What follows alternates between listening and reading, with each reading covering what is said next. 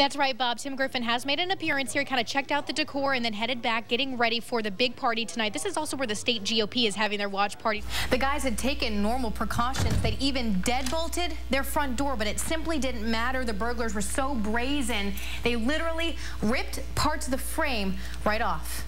Well, the good news out of all of this is that there was no serious injuries here in Morrilton, but certainly quite a bit of damage. I want you to take a look at this bedroom we're standing in here. We talked to the homeowner. He said he wasn't home at the time. If the storm had been a little bit later, he would have been laying right here in this bed when a tree fell on top of his house. Good Sunday evening to you. Thank you for choosing KARK tonight. I'm Lauren Trager. A Bryant man is dead at the hands of an Alexander police officer, and tonight that officer says it was all just an accident. Well, Jessica, the congressman is still very hesitant to say one way or the other how he's feeling at this time, just because that margin is a little bit closer than they'd actually hoped it to be at this time, but it is still so early. So few of those precincts are in, and I was told that the congressman said he will be here all night. He will be up all night if that's what it takes in order for this race to be called. Every vote, he says, needs to be counted. I want you to go ahead and take a look at the crowd here. It is still very big at this point. The roads are dry now, but state police say Friday morning they were wet and slick. Xavier came around this curve, state police say too fast, and he lost control. The family of a murder victim speaking out tonight, and only to KARK. Cortland Duggar was killed a week ago at the Valero gas station on 12th Street in Little Rock. Now, police say it was the result of a long-running feud, but the family telling our own KARK4's Adam Rodriguez that officials got it all wrong. Adam, what's up here? Well, of course, with so many things to eat, to do, to see here at the state fair, you may actually be exchanging cash more than a dozen times in one trip to the fair. You go up to a vendor, you decide what you want, you hand them your money, and it's the change that you're getting back that you should be worried about. An Arkansas inmate out on work release faces new charges tonight after investigators say he repeatedly raided an evidence closet. Guess what he was after? Well, guys, basically what these robots do is allow bomb techs to get an up-close and personal look at a suspicious package, and the threat in Little Rock is real. They get about 100 calls every single year to use these robots and go check out things like maybe grenades or pipe bombs or bags that are left in the street. And actually, a similar robot was used in Colorado after the mass shooting there to search the suspect's car and their apartment afterwards. Now, we're all set up here ready to go, so I'm going to step out of the way. After some mild weather, it gets pretty chilly again. Although it's still hard to imagine looking at our friends on the East Coast and Midwest. I mean, they've had snow, and we're not even seeing any sight of it so far. Yeah, but, you know, as the fall progresses and we get into early winter, I'm almost sure that we're going to see some here before the year's out. All right. Well, maybe that's going to put you in mood for the next story here, because listen to this. Now, they're not really seeing an upward trend of any kind, but they do say that they see a spike really towards the holiday season. But some victims today told me it was the time of day that surprised them most. It baffled me. I didn't think, you know, it was a shock. When Jennings Morgan nestled into this rental home in Hillcrest, a student of the law, he never thought he'd become a victim of crime. We live on a busy street, you know, it's broad daylight. No one would have thought that, you know, someone could come right up and kick in a heavy-duty door like this. He had just left home around 11:30 Tuesday morning. By 12:30, he had a call from his roommate. They'd been robbed. They got the TV here and then started to go back here and went into my roommate's room. Inside, drawers had been rifled through, a laptop, flat screen, Xbox and video games, even a pillowcase filled with goods, all gone. These burglars are desperate, and they're going to do whatever it takes to get what it is that they want. The guys had taken normal precautions. They'd even deadbolted their front door, but it simply didn't matter. The burglars were so brazen, they literally ripped parts of the frame right off. It's sickening. Morgan's shocked by how bold the burglars were, busting in during the day. But police say they're far from alone. Burglaries during the day, during the during the workday, are common. Sergeant Cassandra Davis with Little Rock Police says the most common time for home break-ins between 7 and 10 in the morning, just after a homeowner leaves for work. Homeowner usually returns around 4 or 5 and notices that his residence has been burglarized. Sergeant Davis says sometimes burglars will watch you leave or even take the chance you're gone. These things can be replaced, but the fact that these people, you know, came in and you just feel violated. Morgan will take extra precautions now and help police parts of his neighborhood. To others, he says simply, beware of burglars. You don't think it can happen until it happens to you. Now, you may be asking yourself, how do you kind of better protect yourself? How do you protect your home? Well, police say you need to make it as difficult as possible for a burglar. Maybe get an alarm, get dogs, get double-paned windows. Anything that's going to slow them down could definitely help. Now, if you want to see a map of exactly where these burglaries have occurred over the past 6 months, you can just head over to ArkansasMatters.com. Click on that news tab. Reporting live in Little Rock, Lauren Trager, KARK 4 News. Guys. In Arkansas, investigators continue to look into... In all, 16 people dead. December 28th, 1987, a shooting spree in Russellville. 2 people murdered, 4 seriously injured, all at the hands of Ronald Gene Simmons. It was tragic, but the man who did this, we got him. That's me right there. Now Sheriff Aaron Duvall, one of the first on the scene as they continue to follow Simmons' trail of terror. The graves are back over in here. 5 family members dead inside the Dover home. Christmas presents still under the tree. Outside in a pit Simmons' own children had dug, Simmons' wife shot, 6 children strangled. Later found Simmons' 2 toddler grandchildren wrapped in trash bags hidden in the trunks of cars. All of them murdered days before. But it's tough when they pull children and young people out of a grave. Sheriff Duvall, forever changed by what he saw, glad only justice was served. Hopefully it'll never happen again. Simmons convicted of murder in 2 separate trials, sentenced to death. He was ready to die. He was at peace with it. He wanted it. Simmons' defense attorney, John Harris, speaking out, he says, for the first time. Simmons, he says, confided in him only, told him especially about the Simmons' poorly shielded secret. He was infatuated with this daughter. Simmons had fathered his own grandchild when the family lived in New Mexico. He and the family fled to Arkansas when authorities issued a warrant for incest. By 1987, Simmons, Harris says, had felt his family start to slip away. I think he felt like they're going to take him out. He's going to take them out first. I think that was his mindset. Harris watched as Simmons went to the death chamber in 1990.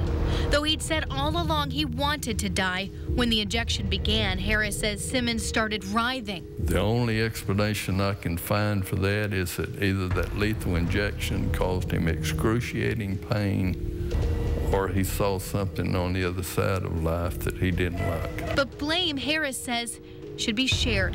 Had authorities in New Mexico made an arrest, he says no blood would have been shed, 16 lives, and perhaps even Simmons' own, possibly spared. Reporting in Pope County, Lauren Trager, KARK 4 News.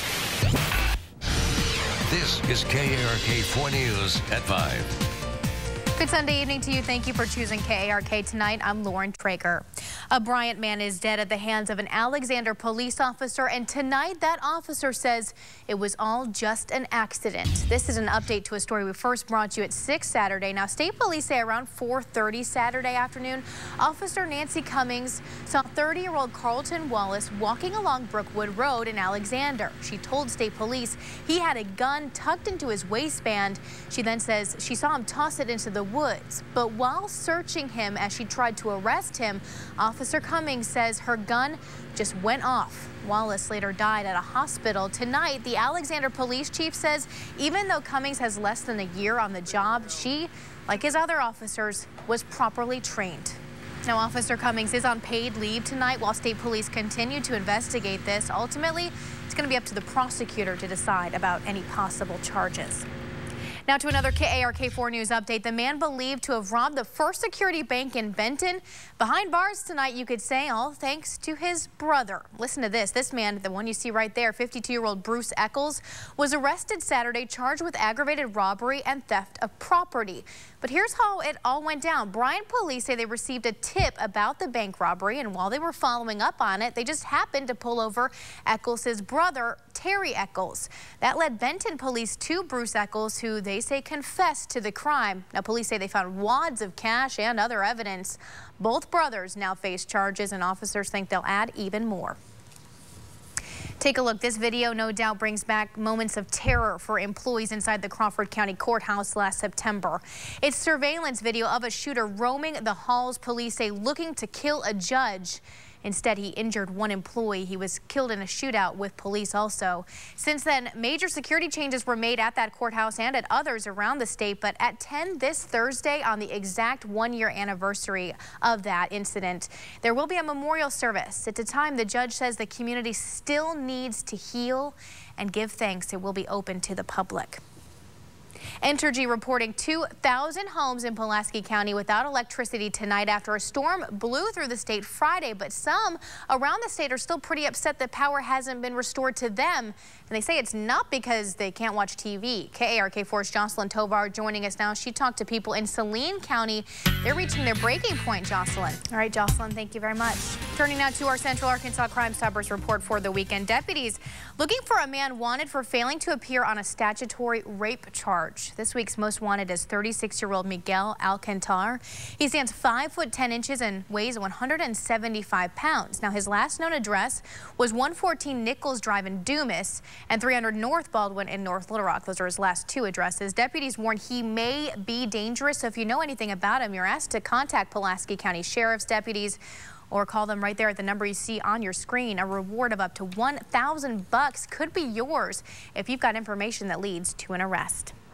A driver just barely escapes a fiery wreck this morning on Interstate 40 at exit 88 in Pottsville. It happened around 7, and you're looking at dramatic footage from the scene. Now, we're told a Mack truck hit the guardrail, landed on its side, and caught fire. According to witnesses, luckily the driver was able to bust out the window with a sledgehammer and escape those flames.